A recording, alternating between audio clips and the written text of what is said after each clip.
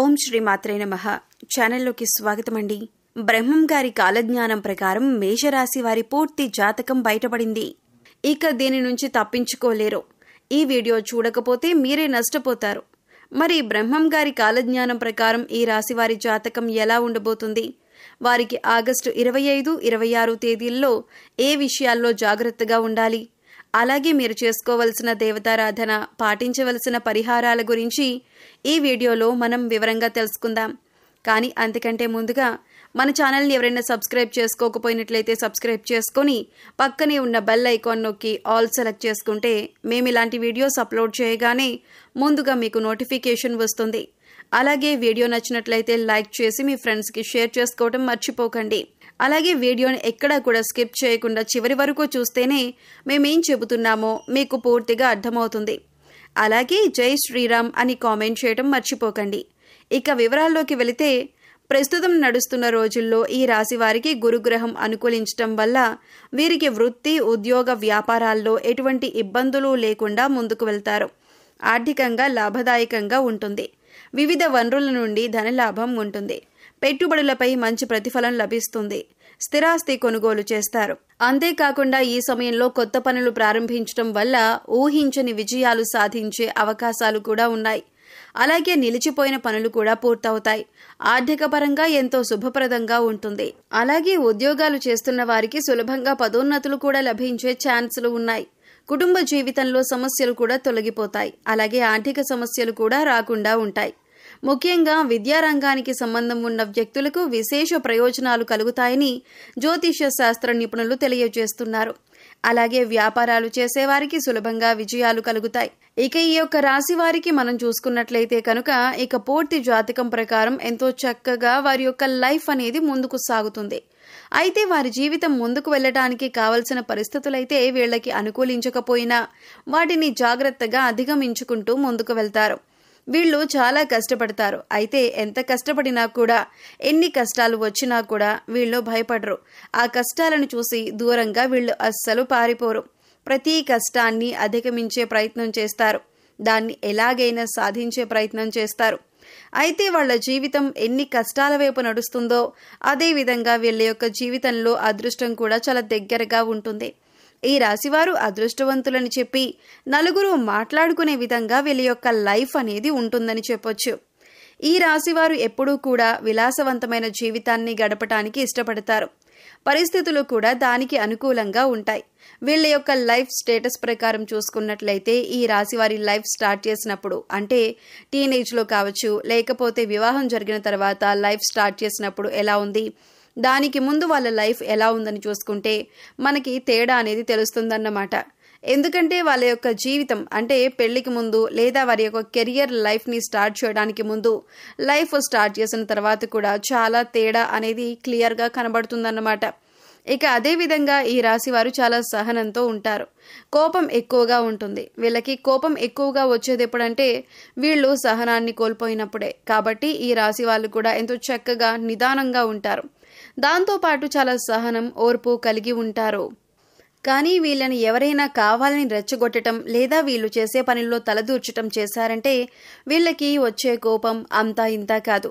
జీవితంలో వచ్చే కష్టాలన్నింటినీ కూడా అధిగమించటానికి వీళ్ళు కోపాన్ని తగ్గించుకుని ముందుకు వెళ్లే ప్రయత్నం చేస్తే ప్రతి దాంట్లో వీళ్ళు సక్సెస్ అవుతారు. అలా కాకుండా కోపంతోనే ఉంటాను, కోపంతోనే ముందుకు వెళ్తాను అనుకుంటే మాత్రం ఖచ్చితంగా వీళ్ళు ఫెయిల్యూర్ని లైఫ్లో రాసుకోవాల్సి ఉంటుందన్నమాట.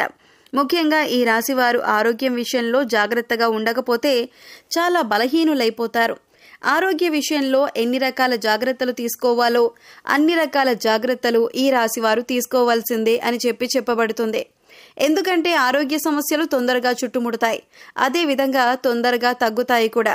కానీ వీళ్ళకి అనారోగ్య సమస్య వచ్చింది అంటే అది పరిస్థితి ఎలా ఉంటుందంటే మామూలుగా ఉండదు. కాబట్టి చాలా చాలా జాగ్రత్తగా ఉండాలని చెప్పి సూచించబడుతుంది. ఇక ఈ రాశివారు నిర్ణయాలు తీసుకోవటంలో చాలా దృఢంగా ఉంటారు. అంటే వీళ్ళు ఏదైనా విషయం గురించి ఆలోచన చేసి దాన్ని ఎలాగైనా సరే కంప్లీట్ చేయాలని కానీ, లేకపోతే ఫలానా పనిని ఎలా పూర్తి చేయాలని ఆలోచించాలి అనుకున్నారంటే దానికి సంబంధించిన నిర్ణయం ఏదైతే ఉందో ఆ నిర్ణయాన్ని కన్ఫర్మ్గా తీసుకుంటారు. ఆ నిర్ణయం చాలా దృఢంగా ఉంటుంది. అంటే నేను ఒకసారి నిర్ణయం తీసుకున్నాను, ఇక ఎలాగైనా నా నిర్ణయానికి కట్టుబడి ఉంటాను అని వీరి ఆలోచన ఉంటుంది. ఒక రకంగా మొండి వైఖరి ఉంటుందని చెప్పుకోవచ్చు. ఇటువంటి దృఢమైన నిర్ణయాలు తీసుకోవటం వల్ల ఒక్కొక్కసారి మొండితనం పెరిగి ఒక్కోసారి నష్టాలు కూడా వస్తాయి. కాబట్టి ఈ రాశి వారు కోపాన్ని తగ్గించుకోవాలి. మొండి వైఖరితో ముందుకు వెళ్లే స్వభావాన్ని తగ్గించుకోవాలి. నిర్ణయాలు తీసుకునేటప్పుడు ఆచితూచి అడుగులు వేయాలి. నాకు తోచింది నేను చేస్తాను, నా నిర్ణయం నాది అనే వైఖరితో, అలాంటి ఆలోచనలతో ముందుకు వెళ్ళకూడదు.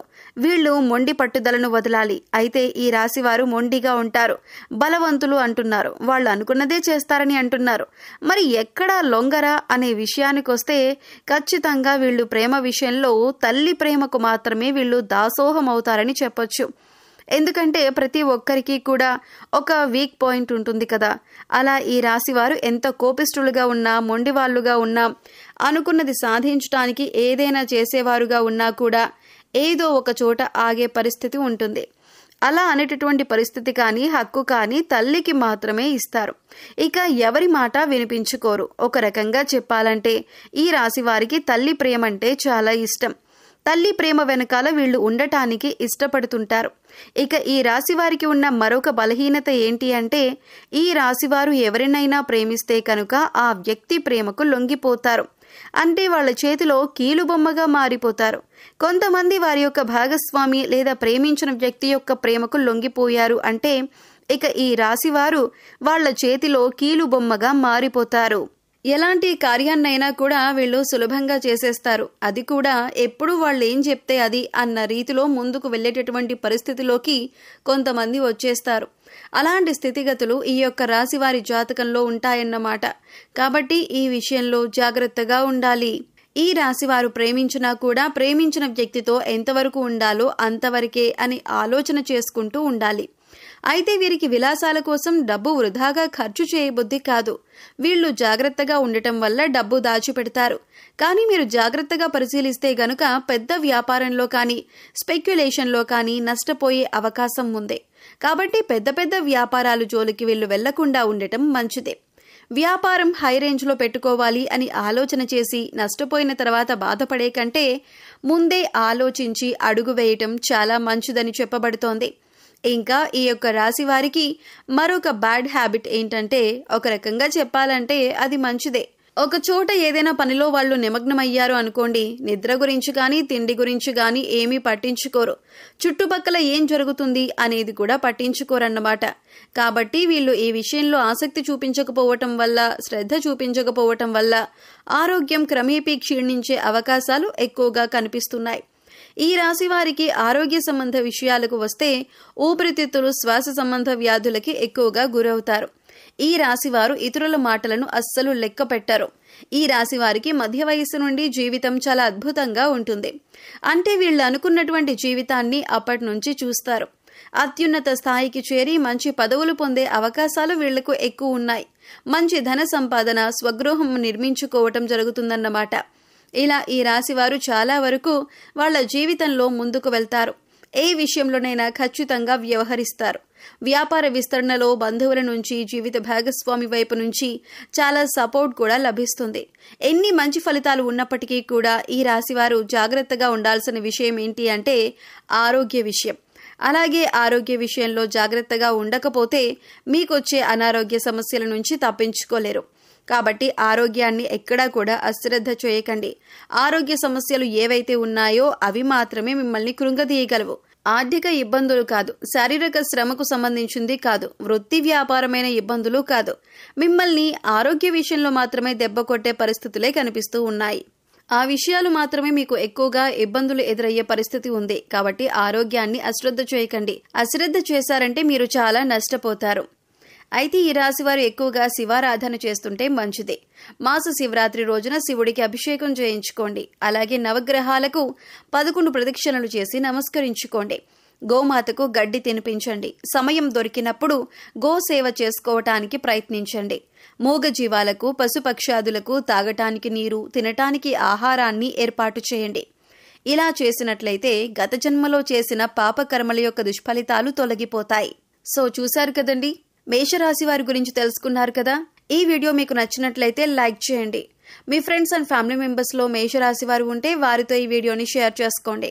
అలాగే ఇప్పటి వరకు మన ఛానల్ని సబ్స్క్రైబ్ చేసుకోకపోతే సబ్స్క్రైబ్ చేసుకొని పక్కనే ఉన్న బెల్ ఐకాన్ నొక్కి ఆల్ సెలెక్ట్ చేసుకుంటే మేము ఇలాంటి వీడియోస్ అప్లోడ్ చేయగానే ముందుగా మీకు నోటిఫికేషన్ వస్తుంది. మరో చక్కటి వీడియోతో మళ్ళీ కలుద్దామండి. ఓం శ్రీమాత్రే నమః.